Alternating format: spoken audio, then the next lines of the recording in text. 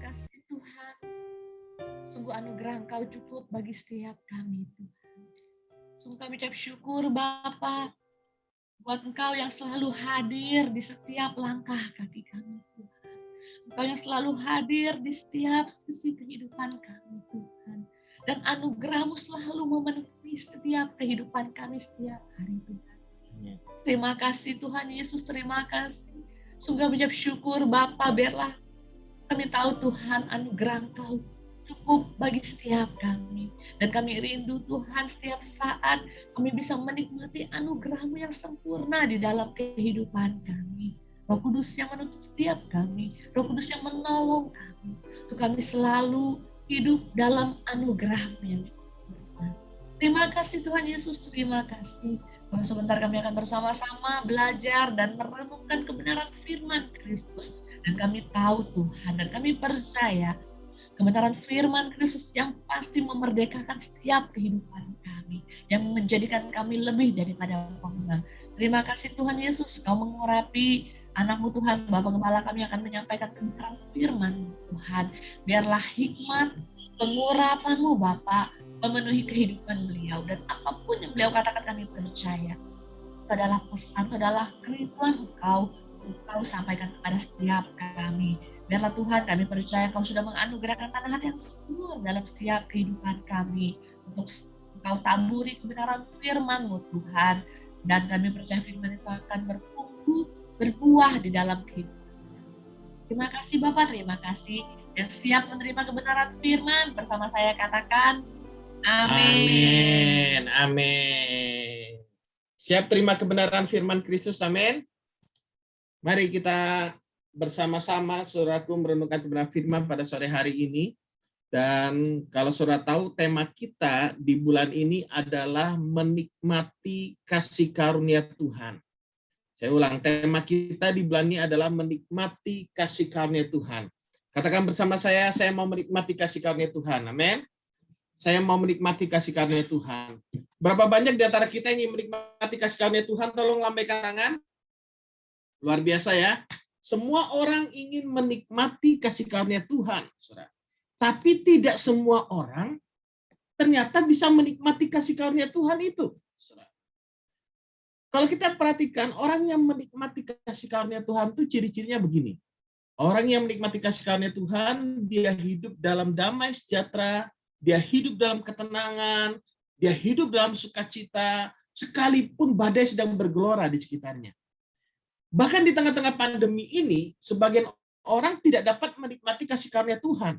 Kenapa? Karena keadaan sudah mempengaruhi imannya dia. Keadaan sudah mempengaruhi pikiran dan perasaannya dia. Sehingga saat-saat pandemi, mereka mulai stres, mereka mulai bingung, dan bahkan mempertanyakan Tuhan ada di mana? Saudaraku yang dikasih oleh Tuhan. Nah, oleh karena itu saudaraku yang dikasih oleh Tuhan, di masa-masa pandemi ini, orang yang tidak punya iman, orang yang pesimis, dia akan berkata PPKM itu artinya apa? Percaya pendapatan kian menurun, katanya. Ini masa-masa susah pendapatan kian menurun, katanya. Tapi orang yang beriman, orang yang menikmati kasih karunia Tuhan akan berkata begini, PPKM itu artinya percaya pendapatan kian meningkat. Oh, ya. Amin. Pendapatan saudara kian meningkat atau menurun, gitu kan ya. Saudara, saya percaya kalau kita menikmati kasih karunia Tuhan sekalipun keadaan sulit, kita tetap menikmati damai sejahtera, ketenangan, sukacita yang daripada Tuhan. Mungkin saudara bertanya, adakah dalam Alkitab orang yang lagi menderita, orang yang lagi mengalami kesusahan, orang yang sangat miskin, namun hati mereka bersukacita? Saya mau beritahu saudara, ada. Itu jemaat di Makedonia, 2 Korintus pasal 8 ayat yang pertama. Coba kita lihat sebentar. 2 Korintus pasal 8 ayat yang pertama, dikatakan begini, saudara-saudara, kami hendak memberitahukan kepada kamu tentang apa? Kasih karunia yang dianugerahkan kepada jemaat-jemaat di Makedonia. Selagi dicobai dengan berat dalam berbagai penderitaan, apa dikatakan? Sukacita mereka meluap. Sukacita mereka meluap. Dan meskipun mereka sangat miskin, namun mereka kaya dalam kemurahan. Ini fakta bahwa ketika penderitaan datang pun, ketika seseorang menerima kasih karunia Tuhan, menikmati kasih karunia Tuhan, dia tetap bersukacita. Ini fakta bahwa sekalipun Makedonia sangat miskin, jemaat Makedonia sangat miskin, namun mereka adalah pribadi yang kaya. Makanya kaya dan miskin tidak ditentukan oleh seberapa banyak harta kita. Kaya dan miskin ditentukan dari hati kita yang sesungguhnya. Sebagian orang berkata, tunggu aku jadi kaya, baru aku mau memberikan persepuluhan, persembahan, misi, dan sebagainya, baru aku mau menolong orang. Saudara, itu hatinya masih miskin. Tapi orang yang kaya, saudara, dalam segala keadaan, dia tetap hidupnya menjadi berkat bagi orang lain. Jemaat Makedonia mengalami itu, saudara. Jadi orang yang menikmati kasih karunia Tuhan, saudaraku, adalah orang yang tetap mengalami damai sejahtera, ketenangan, ketentraman, ada sukacita Tuhan, dan orang yang hidupnya terus menjadi berkat dalam segala keadaan. Kita bersyukur, saudara, New Life setiap saat sudah setahun lebih, kita selalu ada sembako buat keluarga New Life. Sekarang bukan hanya sembako, vitamin juga. Bagi saudara-saudara kita yang terinfeksi COVID, kita kirimi vitamin. Barusan tadi juga ngirim ke salah seorang hamba Tuhan yang istri dan anaknya kena COVID, saudara, kita kirimi sembako, kita kirimi vitamin, saudaraku, sudah setahun lebih. Makanya setiap keluarga New Life tidak boleh ada yang kelaparan, saudara. Setiap keluarga New Life tidak boleh ada yang berhutang hanya untuk makan. Haram itu hukumnya di New Life ya. Jadi kalau saudara membutuhkan sembako, butuh vitamin, saudara ada gejala, segera periksa, saudara. Makin cepat, makin bagus, nanti akan dikirimi vitamin, saudara. Saudara yang membutuhkan semuanya. Jadi kita akan bersama-sama belajar hidup ini selalu menjadi berkat. Belajar menikmati kasih karunia Tuhan. Tapi kalau saudara sudah cukup, jangan ngambil sembako lagi, saudara. Karena mental kita adalah mental memberkati, bukan menerima. Mental memberi, bukan menerima. Nah, saudara yang dikasih oleh Tuhan, berbicara tentang menikmati kasih karunia Tuhan, banyak orang memiliki iman yang salah tentang kasih karunia. Memiliki pengenalan yang salah tentang kasih karunia. Yang saya sebut dengan kasih karunia instan. Ya, mereka pinginnya semuanya yang serba instan. Kalau bisa nggak usah ngapa-ngapain, jodoh datang sendiri. Kalau bisa nggak usah ngapa-ngapain, maka menjadi kaya dengan otomatis. Kayak jin dan jun gitu ya, kayak jin. Oh, celing jadi kaya, celing jadi cantik dan sebagainya. Nah, sebenarnya kalau kita bicara tentang kasih karunia memang dianugerahkan dari Tuhan kepada kita secara gratis dan cuma-cuma, tapi perlu respon dari kita. Bahkan untuk keselamatan pun perlu respon dari kita. Makanya Efesus 2 ayat 8 berkata apa? Sebab karena kasih karunia, kamu diselamatkan oleh iman. Ada respon yang kita berikan yaitu iman. Tanpa iman, tidak mungkin kita bisa diselamatkan. Tanpa kasih karunia Allah yang kita terima dengan iman, tidak mungkin kita bisa diselamatkan. Nah, iman ini muncul dari pendengaran. Pendengaran akan firman Kristus, saudara yang dikasih oleh Tuhan. Oleh karena itu pada hari ini, saya akan membagikan 3 hal untuk saudara bisa menikmati kasih karunia Tuhan.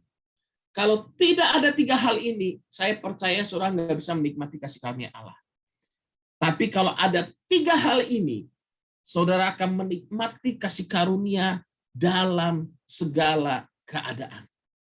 Mau dalam keadaan susah, saudara tetap dapat berdiri teguh. Mau dalam keadaan kelimpahan maupun kekurangan seperti Rasul Paulus katakan, aku tahu apa itu kelimpahan, apa itu kekurangan. Kita akan tetap berdiri teguh dan melayani Tuhan sampai Tuhan memanggil kita. Saudara ini kasih oleh Tuhan, yang pertama yang ingin saya bagikan atas setiap kita, berbicara tentang kasih karunia Allah, untuk menikmati kasih karunia Allah. Yang pertama, saudaraku, yang harus ada dalam hidup kita adalah pengenalan yang benar akan Kristus. Saya ulang, yang harus ada dalam hidup saudara dan saya adalah pengenalan yang benar akan Kristus Tuhan kita. Tanpa pengenalan yang benar, kita nggak bisa menikmati kasih karunia Allah. Banyak orang menciptakan Kristus sendiri menurut pemikiran mereka. Contohnya, kalau Tuhan baik, Tuhan akan kasih aku rumah. Kalau Tuhan baik, Tuhan akan bawa aku jalan-jalan ke Israel. Kalau Tuhan baik, maka Tuhan akan berikan aku pasangan hidup. Jadi seakan-akan kalau dia belum punya rumah, dia belum jalan-jalan ke Israel, Tuhan gak baik dong. Enggak. Tuhan baik bukan karena keinginan kita terpenuhi. Kalau saudara mau lihat kebaikan Tuhan, lihat karya salib Kristus. Dia Allah yang maha kuasa, menjadi manusia, mengambil rupa seorang hamba dan menjadi sama dengan manusia. Dan dalam keadaan sebagai manusia, dia taat sampai mati di atas kayu salib. Dia mati di atas kayu salib karena dosa saudara dan saya. Betapa baiknya dia tanggung semua penghukuman atas dosa saudara dan saya. Kurang apa lagi? Lalu dia mati, dikuburkan, dan pada hari yang ketiga dia bangkit lalu naik ke surga. Soal kebaikan Tuhan nyata melalui pengorbanannya di atas kayu salib, bukan karena berkat yang kita terima. Bukan karena kesembuhan yang kita terima atau kita memiliki kesehatan saja. Kita menyatakan Tuhan baik, karena setiap manusia pasti mati. Bahkan kematian pun bagi orang percaya sebenarnya itu adalah anugerah Tuhan. Kenapa? Karena dengan kematian kita beralih dari kehidupan di dunia ini kepada kehidupan kekal selama-lamanya bersama dengan Kristus. Kita beralih dari kehidupan yang penuh dengan air mata, penuh dengan penderitaan ini, kepada kehidupan yang penuh dengan damai sejahtera, ketenangan, dan sukacita bersama dengan Tuhan. Makanya kalau kita mengerti kebenaran firman, kita nggak akan pernah takut mati. Kita nggak akan pernah takut di sana. Memang paling yang kita pikirkan, aduh anakku gimana ya, anakku belum menikah. Tuhan kalau boleh melihat anakku menikah deh. Ya itu wajar, itu normal. Tapi bukan karena kita ketakutan mati, baru kita menghindari kematian. Makanya orang yang tidak mengenal Tuhan dengan benar, dia adalah orang yang mudah dikuasai problem emosional. Dia mudah dikuasai oleh ketakutan. Dia mudah dikuasai oleh kekhawatiran. Dia mudah dikuasai oleh kegelisahan. Dia mudah dikuasai oleh hawa nafsu. Makanya untuk menikmati kasih karunia Tuhan, yang pertama yang harus kita miliki adalah pengenalan yang benar akan Kristus. Coba kita buka Alkitab kita dalam 2 Petrus pasal pertama ayat yang kedua. 2 Petrus pasal pertama ayat yang kedua. Di sini dikatakan kasih karunia dan damai sejahtera melimpahi kamu oleh apa? Pengenalan akan Allah dan akan Yesus Tuhan kita.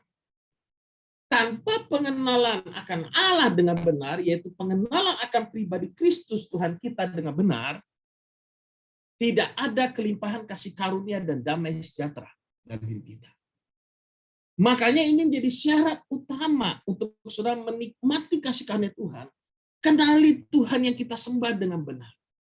Saudara kenali pribadi Yesus Kristus. Kita bersyukur di New Life kita ada pemuridan, ada Sun Foundation 1, saudara. Kita diajarkan tentang pribadi Kristus yang adalah Allah 100% dan manusia 100%. Setiap hari Sabtu jam 4 kita belajar itu bersama, saudaraku yang dikasihi oleh Tuhan. Kita mengenal pribadi Kristus itu pribadi yang penuh kasih, yang maha kasih, yang maha pengampun. Dia adalah pribadi yang maha kuasa. Dia berkuasa mengampuni dosa. Yesus berkuasa mengampuni dosa dan itu menyatakan dia adalah Allah. Makanya kenapa Yesus disalibkan, saudara? Karena orang Yahudi tahu waktu Yesus berkata, dosamu telah diampuni. Yesus sudah menyamakan dirinya dengan Allah karena yang berkuasa mengampuni dosa hanyalah Allah. Makanya bagi orang Yahudi, Yesus menghujat Allah saat itu. Saudara, dia berkuasa atas alam semesta. Waktu badai datang, dia berkata, diam dan tenanglah. Maka badai pun harus diam dan tenang. Wow, dia punya otoritas atas alam semesta. Apalagi kita yang sekarang, makanya kepadanya dikaruniakan nama di atas segala nama. Supaya semua yang punya nama tunduk di bawah nama Yesus. Penyakit punya nama, COVID punya nama, masalah keuangan punya nama. Kita bisa berdoa dengan otoritas nama Yesus untuk mengalahkan semua masalah kita, untuk menghadapi semua masalah kita. Tapi seringkali anak-anak Tuhan tidak mengenal Tuhan dengan benar. Yang diucapkan selalu hal-hal negatif, hal-hal buruk. Mati aku, gagal aku, kacau aku, dan sebagainya. Tapi mari hari ini kita kenal Kristus dengan benar. Kita punya Tuhan yang kekal. Dia berkata, sebelum Abraham ada, aku telah ada. Yang ada sebelum Abraham, yang ada dalam kekekalan, saudara, hanya Tuhan. Makanya orang Yahudi marah besar sama dia. Saudara, dia berkuasa atas sakit penyakit.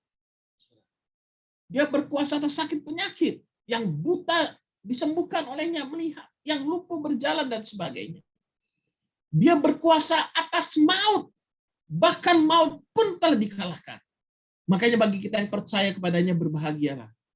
Karena alam maut tidak dapat menguasai kita lagi. Kita punya Tuhan yang luar biasa. Amin. Makanya kita perlu mengenal siapa Tuhan kita dengan benar. Dia Tuhan yang Maha Tahu. Dia tahu kedalaman hati kita. Dia tahu keterbatasan dan ketidakmampuan kita. Makanya dia berikan Roh Kudus. Dia berikan bapak-bapak rohani untuk mengajar, mendidik, mengingatkan kita. Saudaraku yang dikasihi oleh Tuhan. Saudaraku, dia Tuhan yang maha hadir. Bahkan di masa depan kita, dia sudah ada di sana. Kalau kita punya Tuhan yang begitu besar, yang dahsyat, apalagi yang kita khawatirkan dalam hidup ini. Kenalilah bahwa kita punya pribadi Tuhan, Yesus Kristus namanya. Dia adalah pribadi yang hidup. Dia adalah pribadi yang berkuasa. Dia maha tahu, saudaraku yang dikasihi oleh Tuhan. Waktu kita mengenal Tuhan dengan benar, maka kekhawatiran akan hilang dalam hidup kita. Waktu kita mengenal Tuhan dengan benar, maka kita akan hidup menikmati kasih karunia Tuhan. Kita lanjut, 2 Petrus 1 ayat yang ketiga. Karena kuasa ilahinya telah menganugerahkan kepada kita segala sesuatu yang berguna untuk hidup yang saleh oleh pengenalan kita akan Dia. Kuasa ilahinya telah dianugerahkan pada kita untuk hidup yang saleh. Jadi kalau saudara berkata, saya nggak bisa hidup benar, saya nggak bisa hidup saleh, itu artinya kita kurang mengenal kebenaran. Ada kuasa Allah dalam hidup kita yang memampukan kita untuk mengasihi, yang memampukan kita untuk mengampuni, yang memampukan kita untuk menerima saudara-saudara kita, yang memampukan kita untuk menjadi berkat bagi orang lain. Untuk hidup yang saleh oleh pengenalan kita akan Dia. Makanya perlu kita mengenal Dia, bahwa kita telah menerima kuasa ilahi. Saudara, yang telah memanggil kita oleh kuasanya yang mulia dan ajaib. Saudara, kita lihat ayat yang keempat. Saudara. Dengan jalan itu, Ia telah menganugerahkan kepada kita apa? Janji-janji yang berharga dan yang sangat besar. Janji-janji yang berharga dan yang sangat besar. Saudara, dalam pengenalan ini, pengenalan yang kedua yang harus kita ketahui, kita harus mengenal janji-janji Allah yang berharga dan sangat besar itu. Saudara yang dikasihi oleh Tuhan. Kita harus mengenal janji-janjinya. Berapa waktu yang lalu, saudaraku, orang tua saya dipanggil Tuhan. Dan kami pulang ke Samarinda, memperingati 100 hari, lalu saya dengan saudara mencari tahu apa yang orang tua kami punya. Tabungan-tabungan, kita bongkar lemari, apa semua, dan sebagainya, berangkas, dan semuanya kita bongkar semua. Saudara, kita mencari tahu. Jangan sampai ada uang orang tua kami di satu bank yang kami nggak tahu.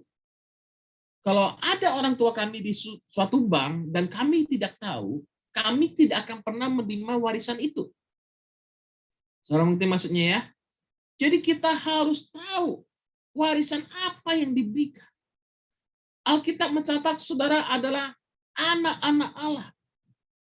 Dan kamu tidak menerima roh perbudakan yang membuat kamu menjadi takut lagi, tapi kamu telah menerima roh yang menjadikan kamu anak-anak Allah. Oleh roh itu kita berseru, ya Aba, ya Bapa. Dan jikalau kita adalah anak, kita adalah ahli waris.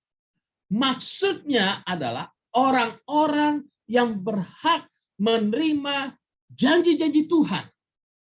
Saudara berhak menerima janji-janji Tuhan karena saudara adalah anak-anak Allah. Ada janji-janji Tuhan yang berharga dan sangat besar. Kalau saudara tidak mengetahui janji Tuhan yang berharga dan sangat besar ini, saudara tidak dapat menerima janji itu. Saudara tidak menerima warisan tersebut. Sama seperti orang tua kami, kenapa kami cari Jangan sampai ada yang kelewatan dan sebagainya. Supaya kami menerima apa yang ditinggalkan, warisan apa yang ditinggalkan. Saudara yang dikasih oleh Tuhan untuk mengenal Tuhan dengan benar. Tentunya bukan suatu hal yang tiba-tiba celing, doa Tuhan buat aku mengenal Engkau, langsung mengenal semuanya. Nggak bisa. Bukan model begitu. Ingat, kekristenan itu bicara hubungan. Hubungan itu bicara pengenalan. Kita lanjut dulu sebentar. Yang telah menganugerahkan kepada kita janji-janji yang berharga dan sangat besar, supaya olehnya kamu boleh mengambil bagian dalam kodrat ilahi dan luput dari hawa nafsu duniawi yang membinasakan dunia. Syarat untuk kita menikmati kasih karunia Allah dengan benar. Yang pertama, kita harus memiliki pengenalan yang benar. Pengenalan yang benar, pengenalan tentang apa? Tentang pribadi Kristus. Pribadi Kristus itu ciri khasnya penuh kasih karunia dan kebenaran. Yohanes 1 ayat 14. Itulah ciri khas pribadi Tuhan. Ada kasih karunia Allah yang tersedia dalam diri kita. Namun untuk kita menikmati kasih karunia Allah, kita perlu kebenaran. Bagaimana kebenaran tentang pribadi Kristus? Apa janji-janji Tuhan? Kita harus mengenal janji-janji Tuhan dalam diri kita.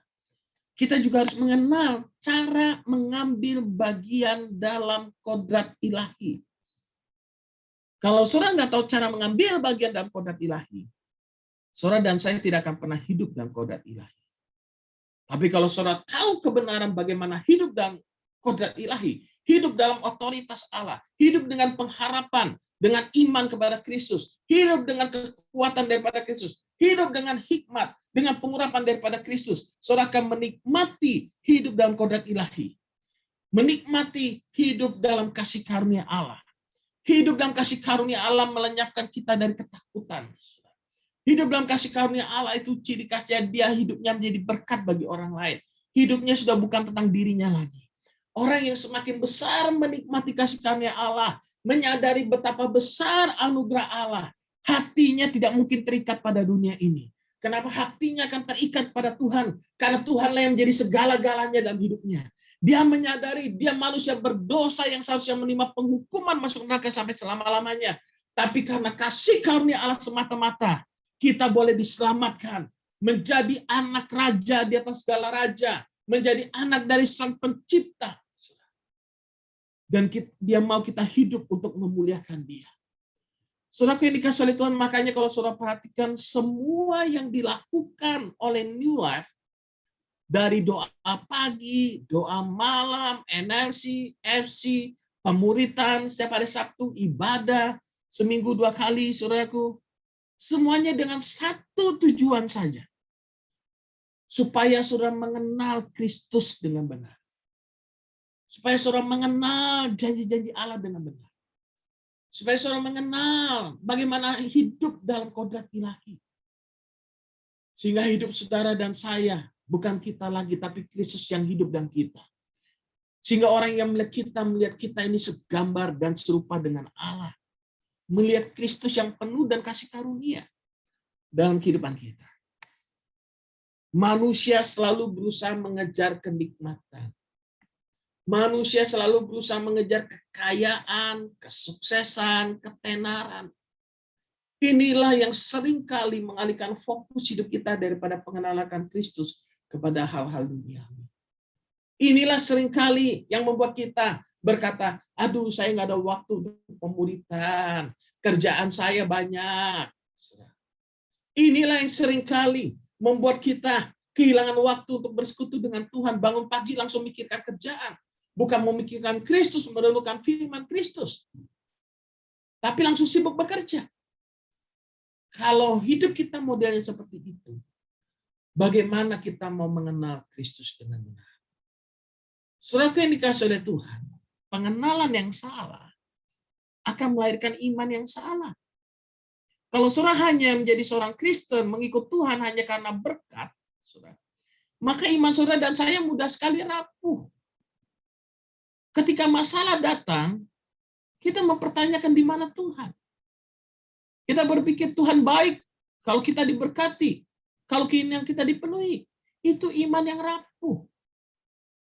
Kita berpikir kita melakukan sesuatu yang baik supaya Tuhan baik. Kalau kita salah, maka Tuhan jadi jahat. Itu iman yang rapuh. Tuhan yang kita sembah, Tuhan yang tidak pernah berubah. Dulu, sekarang, sampai selama-lamanya. Sekalipun kita tidak setia, dia tetap setia. Kita melayani bukan supaya kita diberkati. Saudara beribadah bukan supaya saudara diberkati saja. Memang lewat ibadah saudara diberkati dengan firman Kristus, saudara. Dengan manusia rohani saudara diberkati, dan itu akan memenuhi nanti kepada manusia jasmani. Tapi tujuan kita beribadah bukan untuk mengejar berkat duniawi. Tujuan saudara dan saya beribadah menikmati anugerah Tuhan karena ada cinta Tuhan dalam hidup kita. Karena kita ingin mengenal Dia secara pribadi lebih dalam dan lebih dalam lagi. Pengenalan yang benar akan Kristus akan membawa saudara kepada hidup yang menikmati kasih karunia Allah. Saya melihat orang-orang yang tidak mengenal Kristus dengan benar, hidupnya dikuasai oleh kekhawatiran, ketakutan. Saudaraku yang dikasihi oleh Tuhan, pengenalan itu buah dari kerendahan hati, yang dengan kerendahan hatinya dia mau belajar dan diajar, dan tekun serta taat. Saya ulang. Pengenalan itu buah dari kerendahan hati. Waktu saudara rendah hati, saudara sadar bahwa ilmu kita masih kurang, pengenalan kita kurang. Saya mau beritahu saudara, sepanjang apapun gelar saudara, mau profesor, mau doktor, mau apapun, kita ini mengenal Kristus masih sedikit. Karena itu kita perlu hari demi hari memberi diri kita untuk merenungkan firman, untuk kita mengenal pribadi Kristus. Saudara. Waktu kita mengkhususkan waktu, merendahkan hati kita, memprioritaskan Tuhan dalam hidup kita untuk belajar, diajar, saudara tekun di sana, dan menghidupi kebenaran itu, maka saudara akan memiliki pengalaman pribadi dengan Tuhan dan saudara akan semakin mengenal Tuhan.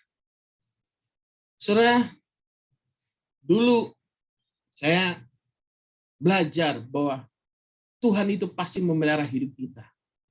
Tuhan itu menyertai hidup kita. Saya tahu di sana. Saya belajar percaya. Tapi ketika masalah datang, ketika mulai awal merintis new life, ketika problem keuangan datang di sana, saudara, apakah saya mau tetap taat sama Tuhan atau tidak, itu adalah sebuah pilihan. Dan saya memutuskan untuk taat pada Tuhan. Dan dalam hidup saya tahu Dia Bapa yang baik yang memelihara anak-anaknya dalam segala keadaan.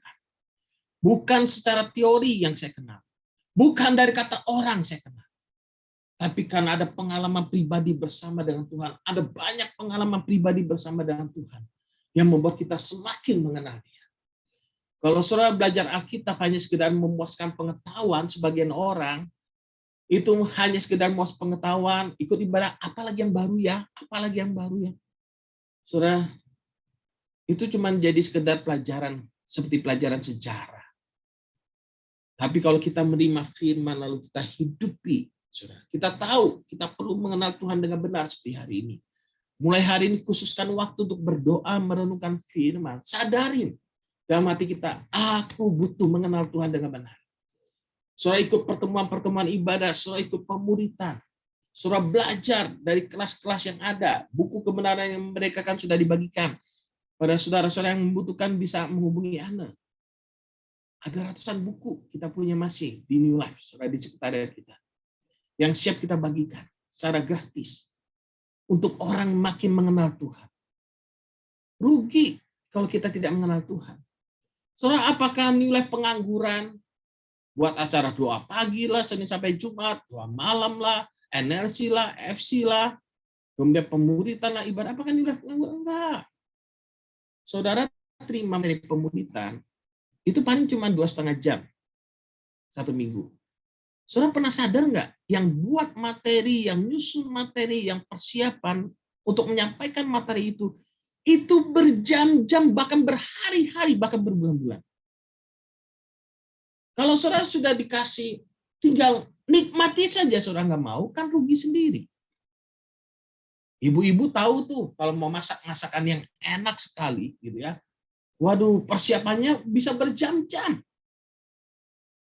Sudah selesai masakan yang enak itu, diberikan kepada sang suami, tinggal makan paling 15 menit, masih nggak mau makan. Kira-kira gimana perasaan ibu-ibu? Aling, gimana perasaan Muling? Aduh, sakitnya itu di sini dan di sini ya. Apalagi kalau sampai sudah masak sungguh-sungguh gitu ya. Lalu tiba-tiba Colin bilang, nggak enak banget sih. Aduh. Ambah, kita suami-suami harus tahu diri dalam hal itu ya. Oke. Saudara yang dikasih oleh Tuhan, ayo kita mengenal Tuhan dengan benar. Kenali pribadi Kristus, kenali janji-janjinya, kenali bagaimana kita hidup dalam kodrat ilahi. Cara kita hidup dalam kodrat ilahi. Maka saudara akan menikmati kasih karunia Tuhan dalam hidup saudara dan saya. Amin. Amin. Jadi Yesus bagaimana yang selama ini kita kenal. Makanya kalau saudara perhatikan Paulus, saudara. Paulus tuh orang hebat. Saulus tuh orang hebat zamannya. Dia punya jabatan, saudara. Dia orang hebat. Orang pintar, saudara. Anggota Sanhedrin, saudara. Tapi dia berkata semuanya itu kuanggap sampah. Yang ku kehendaki, katanya. Filipi 3 ayat 10. Filipi 3 ayat 10 dikatakan begini. Yang ku kehendaki ialah mengenal dia dan kuasa kebangkitannya dan persekutuan dalam penderitaannya, di mana aku menjadi serupa dengan dia dalam kematiannya, supaya aku akhirnya beroleh kebangkitan dari antara orang mati. Yang dikehendaki oleh Rasul Paulus ialah mengenal dia, karena lewat pengenalan dia menikmati kasih karunia dan damai sejahtera Allah. Yang Rasul Paulus kehendaki ialah mengenal dia dan kuasa kebangkitannya. Kenapa dia ingin mengenal kuasa kebangkitannya? Wah, kuasa kebangkitan Kristus itu kalau saudara renungkan itu sangat powerful, saudara yang dikasih oleh Tuhan. Yesus kita itu Yesus yang bangkit, itu artinya dia pribadi yang hidup, dia pribadi yang kekal sampai selama-lamanya. Ada banyak orang hebat, mati, bangkit lagi, tapi habis itu mati lagi. Dan hanya satu pribadi yang pernah mati, bangkit, dan tidak pernah mati lagi. Namanya Yesus Kristus, dia pasti adalah Tuhan. Saudara, kuasa kebangkitannya. Paulus ingin mengenal pribadi Kristus yang hidup, yang bangkit, yang berkuasa itu. Ketika bicara kebangkitan, itu berarti saudara harus perhatikan peristiwa sebelum kebangkitan, itu adalah penyaliban. Di atas kayu salib, Yesus berkata, it is finished. Artinya apa? Semua penghukuman atas dosa saudara dan saya sudah ditanggung oleh Yesus di atas kayu salib. Artinya apa? Semuanya sudah selesai. Semua dosa saudara sudah selesai dibayar oleh Yesus. Jangan lagi hidup dalam dosa. Hidup dalam kuasa kebangkitannya. Kehidupan Kristus, kehidupan yang baru di dalam Kristus. Hidup yang berkemenangan. Waktu saudara mengenal Kristus dengan benar, saudara akan menikmati kasih karunia Allah. Dalam segala keadaan saudara tidak pernah menyerah. Karena saudara tahu ada Allah yang menyertai saudara. Ada janji-janji Allah yang menyertai saudara. Saudara tahu apa yang harus saudara lakukan karena saudara tahu bagaimana cara hidup dalam kodrat ilahi. Yang pertama, katakan bersama saya, pengenalan. Pengenalan. Kalau ada teman di sebelahnya, yuk kita khususkan waktu untuk mengenal Tuhan dengan benar, gitu ya. Kalau suamimu di sebelahmu, kasih tahu jangan kerja terus. Nah, kalau istrimu di sampingmu, kasih tahu jangan masak terus. Berdoa ya, khususkan waktu. Sesibuk apapun, khususkan waktu.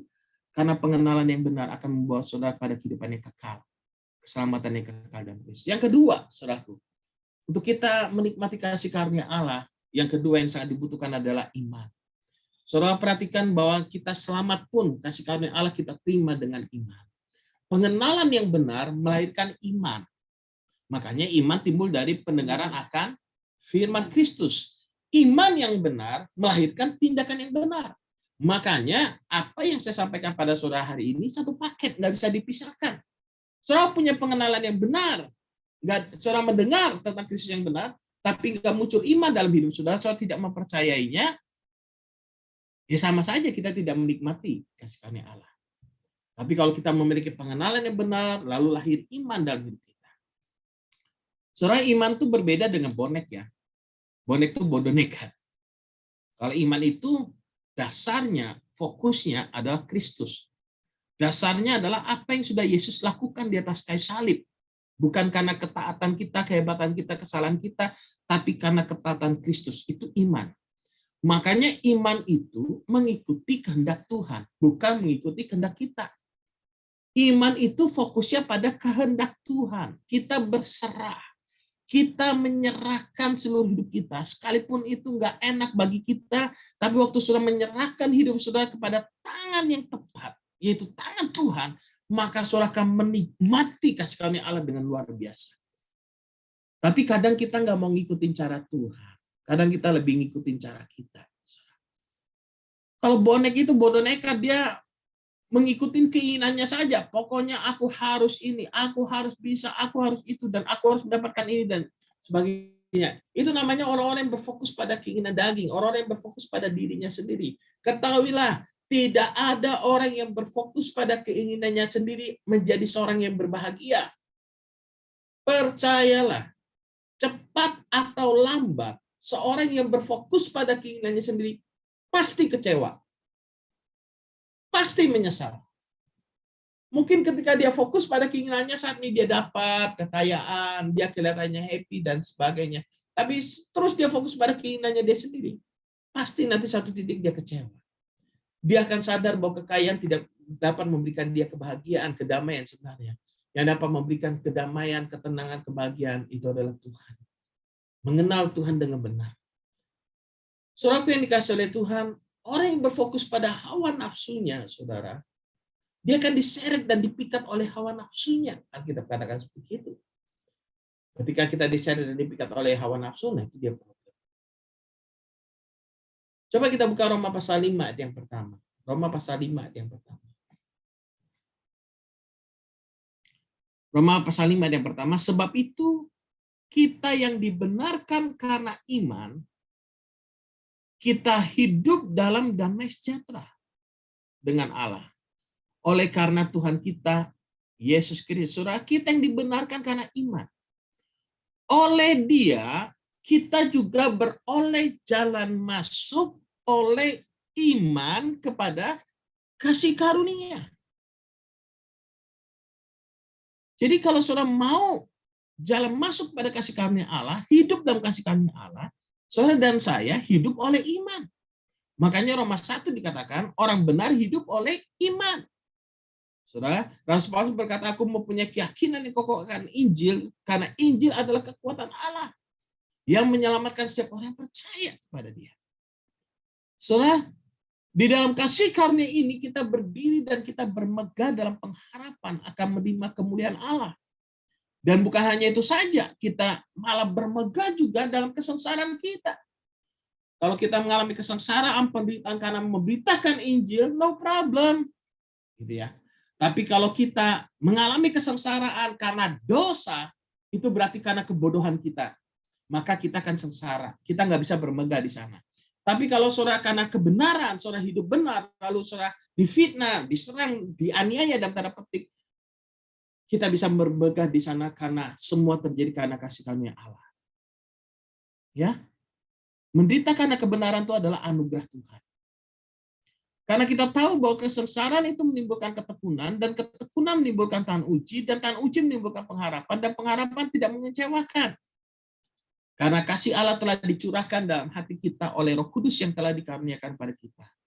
Karena waktu kita masih lemah, Kristus telah mati untuk kita, orang-orang durhaka, pada waktu yang ditentukan oleh Allah. Saudara perhatikan di sini ayat yang ketiga, saudara, bahwa kesengsaraan itu menimbulkan ketekunan. Bagaimana mungkin kesengsaraan menimbulkan ketekunan? Kesengsaraan itu akan menimbulkan ketekunan, saudara, ketika saudara memiliki pengenalan yang benar akan Kristus, sehingga saudara bisa bertahan di sana. Saudara tetap hidup benar di sana. Ketika saudara tetap hidup benar, maka saudara menjadi seorang yang tekun. Dan ketekunan menimbulkan tahan uji. Waktu saudara tekun terus melayani Tuhan, maka ketika saudara susah, saudara akan tetap berdiri teguh dalam Tuhan. Ketika saudara diberkati berlimpah-limpah, saudara akan tetap berdiri teguh dalam Tuhan. Saudaraku yang dikasihi oleh Tuhan, tahan uji menimbulkan pengharapan. Dan pengharapan tidak mengecewakan karena kasih Allah telah dicurahkan dalam hati kita. Jadi yang menjadi pertanyaan begini, iman bagaimana yang kita miliki? Iman yang hanya berfokus pada keinginan kita, aku pasti bisa, aku pasti dapat, yang mengandalkan kekuatan kita. Atau iman yang berdasarkan kepada kasih karunia Kristus. Aku percaya, aku hidup hari ini semua karena anugerah Tuhan. Kalau aku boleh berhasil dalam pekerjaanku, itu semata-mata karena anugerah Tuhan. Kalau saudara benar-benar mengingat bahwa semuanya karena anugerah Tuhan, ketika saudara berhasil pun, saudara akan tetap menyediakan waktu untuk berdoa, merenungkan firman. Kalau saudara menyadari bahwa hidup ini karena anugerah Tuhan, sekalipun di tengah-tengah penderitaan yang begitu hebat, maka saudara akan tetap menyediakan waktu, mengkhususkan waktu, memprioritaskan waktu untuk berdoa dan membaca firman. Untuk saudara mengikuti kelas pemuridan, saudara diajar kebenaran. Yang jadi masalah begini loh. Yang jadi masalah kita merasa kita sudah tahu. Yang jadi masalah kita seringkali merasa begini, kok itu terus yang disampaikan. Misalkan saudara ikut Sun Foundation 1, itu terus Tuhan baik, gitu kan, arti dosa, penyebab dosa, kabar baik, itu terus. Saudara, kita mau jujur lah. Kalau kita benar-benar sudah menguasai itu, apakah kita sudah menghafalnya? Apakah ayat-ayat itu sudah kita hidupi? Ketika kita menerima kebenaran firman seperti ini, apakah kita sudah menghidupin? Kalau yang itu saja belum kita hidupin, bagaimana kita mau lanjut ke yang lain? Kalau keselamatan saja kita nggak yakin, mau ngomong apa kita? Kalau kita masih terus hidup dalam dosa, keegoisan, kesombongan, bagaimana kita mau merendahkan hati belajar firman? Saudara, iman itu melahirkan tindakan. Pengenalan yang benar melahirkan iman yang benar. Iman yang benar melahirkan tindakan yang benar. Tindakan yang benar membuat saudara hidup dalam kasih karunia Allah yang berlimpah-limpah. Tidak ada kebenaran, tidak ada damai sejahtera. Karena Yesaya 32:17 berkata apa? Di mana ada kebenaran, di situ akan tumbuh damai sejahtera, dan akibat kebenaran ialah ketenangan dan ketentraman untuk selama-lamanya. Sederhana kok. Kalau orang benar, hidupnya nggak ada rahasia. Dia akan terbuka.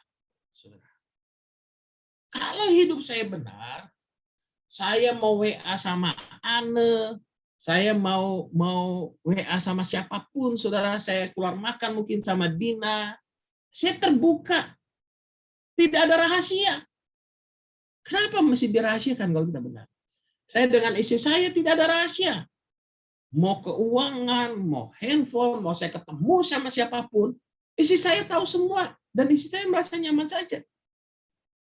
Tapi kalau saya sudah mulai merahasiakan sesuatu, saudara, itu pasti ada sesuatu yang kita sembunyikan ini karena ada pola pikir kita yang salah atau hidup kita yang nggak benar. Kalau misalkan saya keluar makan sama Vivi misalkan, saya nggak mau orang lain tahu, ini berarti ada sesuatu sudah nggak beres. Mungkin saja karena saya jatuh hati, saya ingin keluar sendiri, lalu omongan saya sama Vivi rahasia dan sebagainya. Tapi kalau saya sama istri saya nggak ada rahasia sama sekali. Kalau saudara mau konseling sama saya, itu berarti sama dengan saudara konseling saya dengan istri. Karena suami istri nggak boleh ada rahasia. Sama sekali nggak boleh ada rahasia. Kalau ada rahasia, di sana letak problem dalam rumah tangga. Saya nggak tahu rumah tangga saudara ada rahasia-rahasiaan nggak. Handphone disembunyi-sembunyiin, ada uang. Oh ini uangku, jangan sampai istriku tahu ini, bahaya nanti kalau istriku tahu. Oh ini jangan sampai suamiku tahu ini. Nah itu problem. Kita perlu pengenalan yang benar akan Kristus. Kita perlu iman yang benar, sehingga lahir tindakan yang benar. Saudara, kalau saudara mengenal Tuhan sumber berkat saudara nggak akan takut memberi, saudara nggak akan pernah takut kekurangan. Karena Tuhan yang memelihara hidup saudara dan saya. Yang pertama, kata kuncinya untuk saudara menikmati kasih karunia Tuhan adalah pengenalan. Katakan bersama saya pengenalan. Yang kedua adalah iman. Iman ini, melalui iman inilah kita beroleh jalan masuk kepada kasih karunia Allah. Kita menikmati. Iman itu disertai dengan tindakan. Kalau saudara mengalami problem dalam rumah tangga, tindakan apa yang kita lakukan sehingga rumah tangga kita dipulihkan? Yang sesuai dengan kebenaran firman pastinya. Kalau saudara ingin jodoh, gitu ya, yang belum menikah, sedang mencari jodoh, jangan saudara mengurung diri di rumah. Mulailah kenalan satu sama lain, mulai berteman, gitu kan, lewat telepon, video call, sharing-sharing tentang Kristus dan sebagainya. Tapi saudara juga harus cek spiritualitasnya, jangan lupa, integritasnya jangan lupa, akuntabilitasnya jangan lupa, kapasitasnya jangan lupa, dan yang jangan lupa juga isi tasnya juga harus dicek ya. Ingat Dina, isi tas harus dicek Din. Jadi kalau saudara mau dengan rohani saya, isi tasnya harus dicek dulu.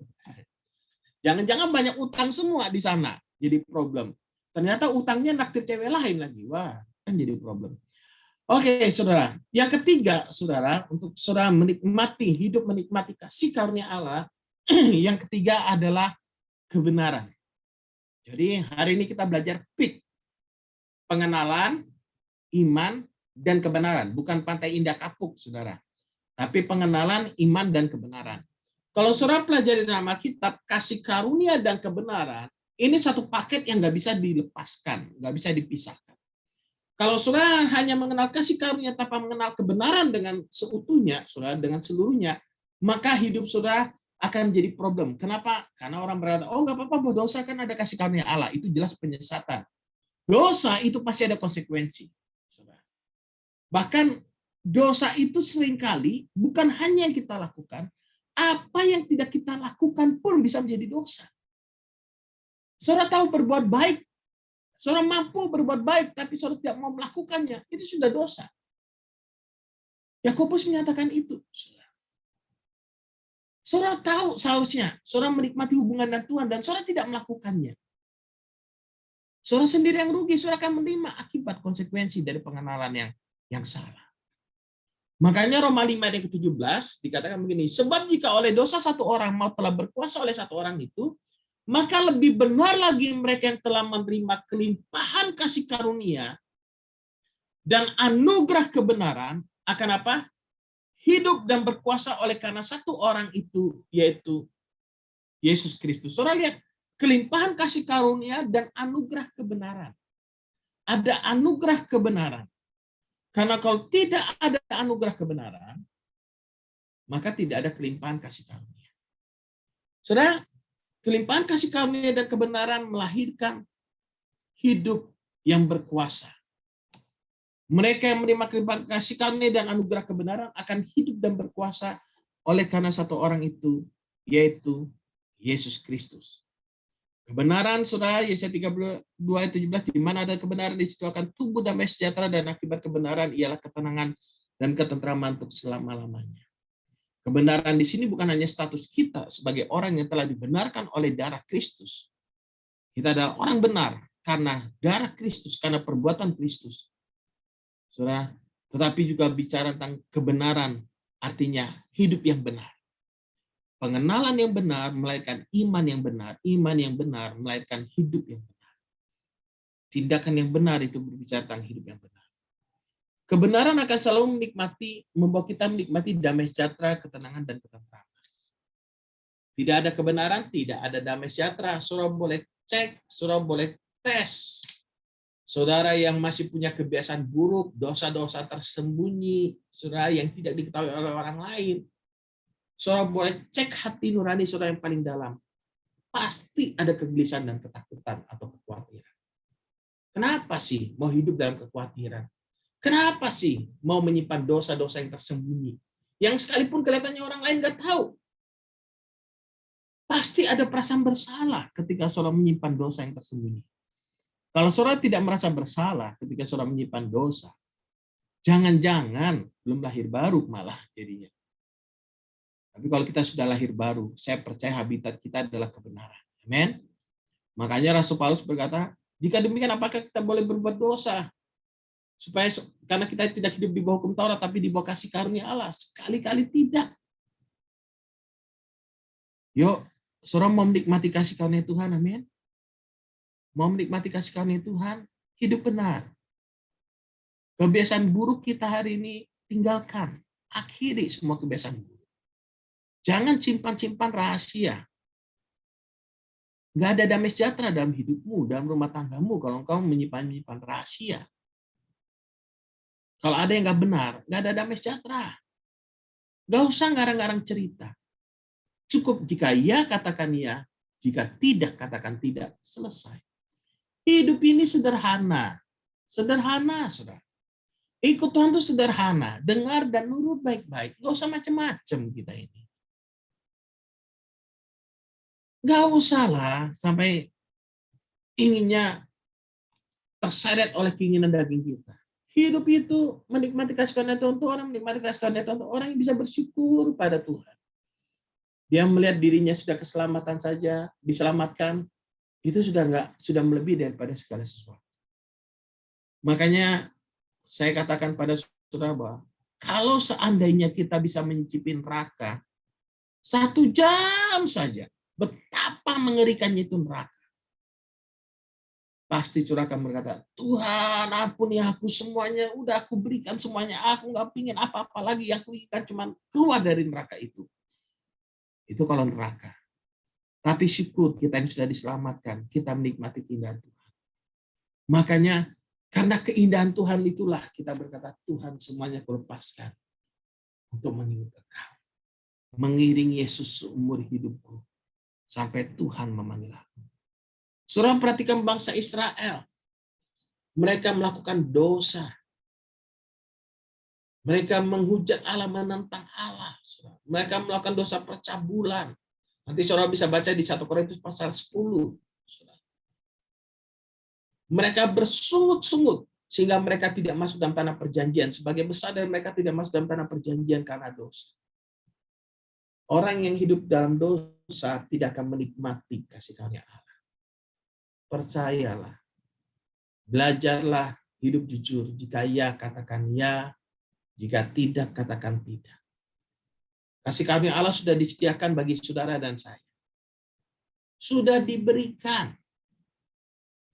Betapa bodohnya kita kalau kita nggak tahu bagaimana hidup dan kasih karunia Allah.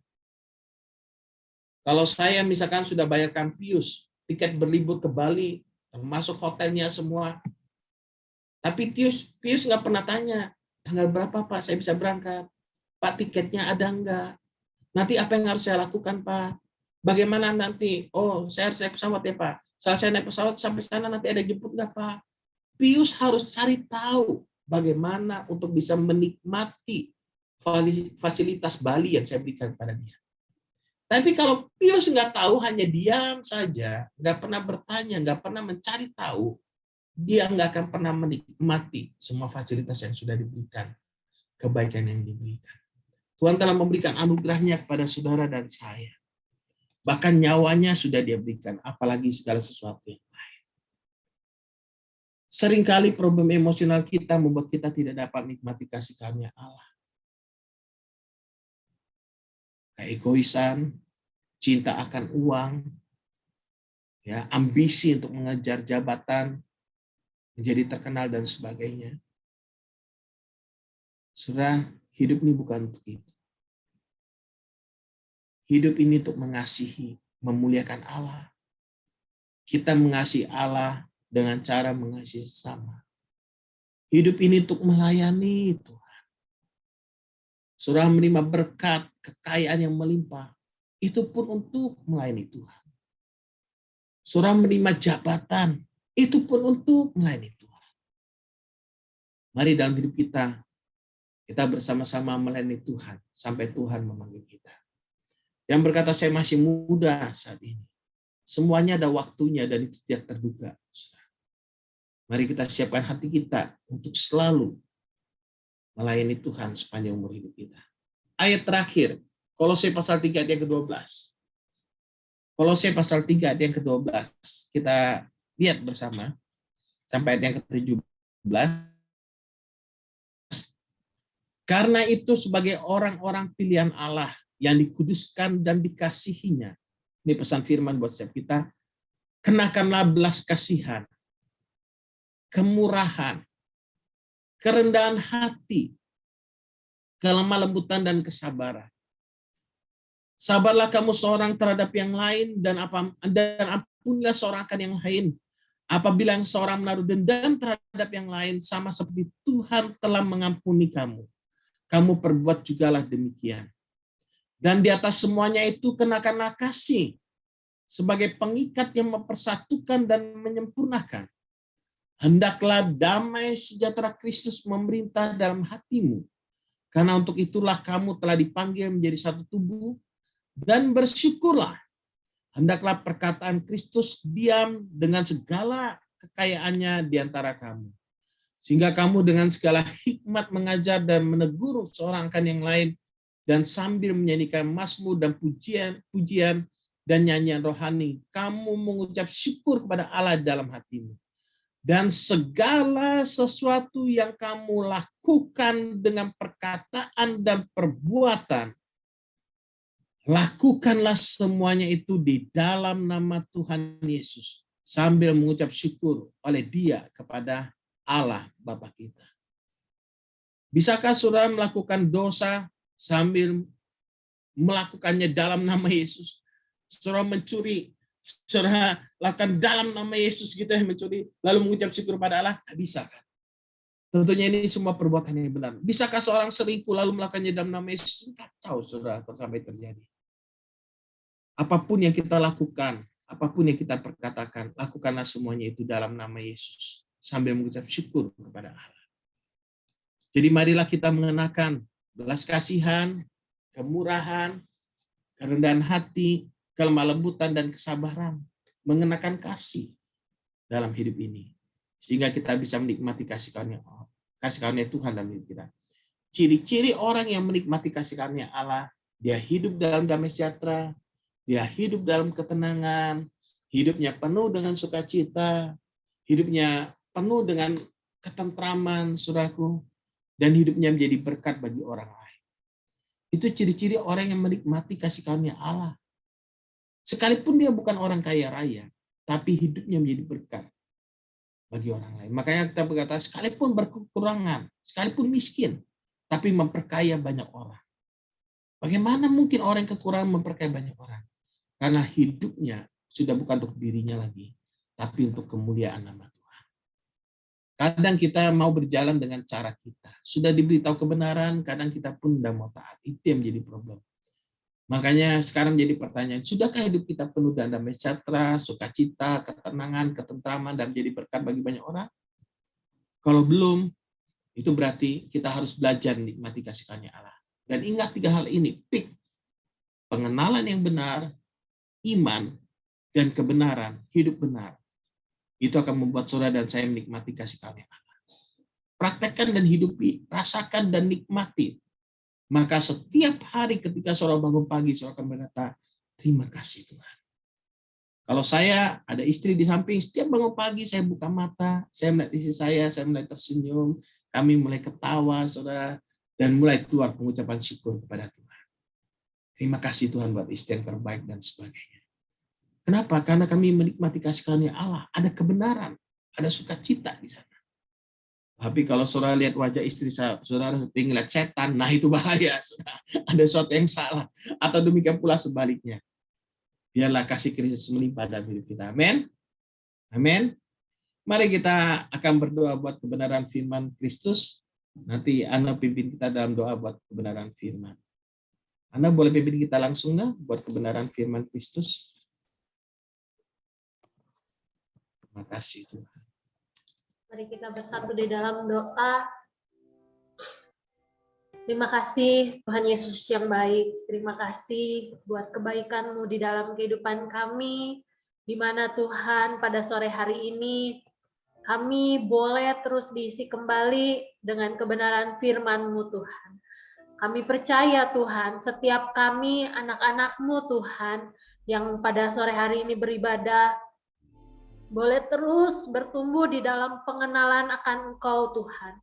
Kami boleh memiliki iman yang benar di dalam Engkau, dan kami boleh hidup di dalam kebenaran akan Kristus. Terima kasih Tuhan, terima kasih buat nilai-nilai yang begitu berharga Tuhan. Kami percaya Tuhan, setiap kami anak-anak-Mu Tuhan, bukan hanya menjadi pendengar firman-Mu, tetapi kami juga dapat menjadi pelaku-pelaku firman-Mu Tuhan di dalam kehidupan kami sehari-hari Tuhan. Karena kami percaya firman-Mu boleh memerdekakan kehidupan kami, firman-Mu boleh menguatkan kehidupan kami Tuhan. Di saat kami lemah Tuhan, kami percaya Tuhan, firman itu hidup di dalam kehidupan setiap kami Tuhan.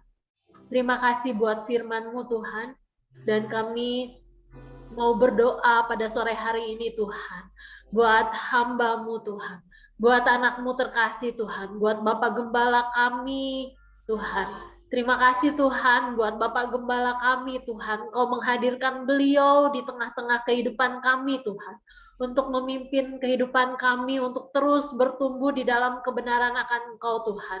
Untuk setiap kami anak-anak-Mu boleh memiliki iman yang benar di dalam Engkau Tuhan. Dan setiap kami anak-anak-Mu boleh hidup di dalam kebenaran firman-Mu Tuhan. Tuhan Yesus, berkati Bapak Gembala kami Tuhan, di dalam setiap apapun yang beliau lakukan Tuhan.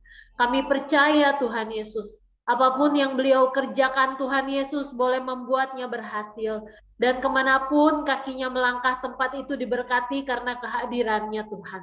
Kami percaya Tuhan yang besar, Tuhan yang hebat, Tuhan yang ajaib, ada hidup di dalam kehidupan beliau Tuhan. Sehingga kehidupan beliau Tuhan hanya untuk memuliakan satu nama, yaitu Tuhan Yesus Kristus. Kami percaya Tuhan, beliau boleh menjadi Bapa bagi banyak orang Tuhan Yesus, untuk membawa jiwa-jiwa terus datang kepadamu Tuhan. Terima kasih Tuhan, berkati beliau di dalam setiap pekerjaannya, pelayanannya Tuhan, di dalam rumah tangganya juga sebagai pemimpin keluarga Tuhan Yesus. Kami percaya hikmat, urapan, dan lawatan yang berasal daripada-Mu Tuhan, memenuhi kehidupan beliau Tuhan. Kami juga mau berdoa buat Ibu Gembala kami terkasih Tuhan. Terima kasih Tuhan, Kau menghadirkan seorang Ibu Gembala yang begitu luar biasa di dalam kehidupan kami Tuhan, yang selalu membagikan cinta kasih-Mu Tuhan, yang selalu mengayomi kami Tuhan sebagai anak-anak rohani beliau Tuhan. Kami percaya Tuhan memberikan kesehatan bagi Ibu Gembala kami Tuhan, memberikan kesehatan, kekuatan Tuhan Yesus, sukacita dan kebahagiaan yang berasal daripada-Mu Tuhan. Kami percaya hikmat yang berasal daripada-Mu memenuhi kehidupan Ibu Gembala kami sebagai seorang istri Tuhan, sebagai seorang penolong bagi Bapak Gembala kami, juga sebagai seorang ibu bagi ketiga anak-anaknya Tuhan. Kami percaya Tuhan, kasih Tuhan melimpahi kehidupan Ibu Gembala kami Tuhan, sehingga Ibu Gembala kami boleh menjadi ibu bagi banyak jiwa juga Tuhan Yesus. Terima kasih Tuhan buat Ibu dan Bapak Gembala kami Tuhan. Ibu Bapak Gembala kami yang begitu luar biasa Tuhan, yang memiliki kasih Tuhan. Kami juga berdoa buat ketiga anaknya Tuhan, buat Alfor, buat Alin, buat Lopin Tuhan. Kami percaya Tuhan, mereka adalah anak-anak Tuhan yang begitu sangat Kau kasihi Tuhan. Kami percaya mereka boleh terus bertumbuh di dalam pengenalan akan Kau. Mereka boleh melihat teladan hidup dari kedua orang tuanya Tuhan Yesus. Mereka Kau jadikan pemimpin-pemimpin untuk generasinya, dan kami percaya mereka adalah anak panah di tangan pahlawan Tuhan. Terima kasih Tuhan, terima kasih buat Bapak, Ibu Gembala kami beserta ketiga anaknya. Kami percaya Tuhan, mereka boleh menjadi teladan Tuhan bagi kehidupan setiap kami, dan Kau terus menyinari keluarga ini sehingga keluarga ini Tuhan boleh menyinari keluarga-keluarga lainnya Tuhan, menyinari keluarga lainnya dari kegelapan, membawa kepada terang-Mu yang ajaib. Terima kasih Tuhan Yesus, terima kasih buat kebenaran firman-Mu, terima kasih juga buat anak-Mu yang telah menyampaikan isi hati-Mu. Terima kasih Tuhan, kami sungguh-sungguh sangat bersyukur karena Tuhan Yesus begitu baik di dalam kehidupan kami.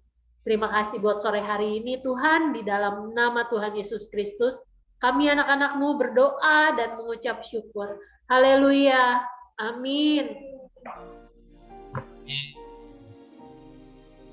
Nah, kita akan masuk dalam perjamuan kudus. Mari kita siapkan roti dan anggur kita. Bagi saudara yang kehabisan roti dan anggur,